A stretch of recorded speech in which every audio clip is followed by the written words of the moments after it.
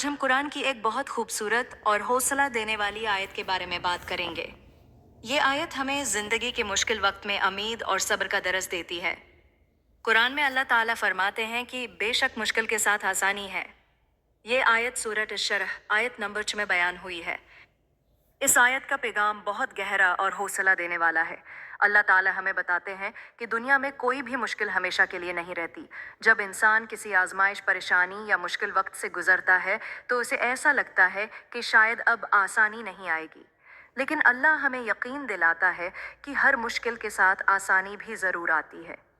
अक्सर ऐसा होता है कि इंसान सब्र करता है, दुआ करता है और अल्लाह पर भरोसा रखता है, तो कुछ वक्त के बाद हालात बदलना शुरू हो जाते हैं। यही वो आसानी होती है जिसका वादा अल्लाह ने किया है। ये आयत हमें ये भी सिखाती है कि मुश्किल वक्त में मायूस नहीं होना चाहिए। एक मोमिन का दिल हमेशा अल्लाह पर यकीन रखता है, क्योंकि जिस रब ने हमें पैदा किया है वो हमारी तकलीफ़ों को भी जानता है और उनका हल भी उसी के पास है।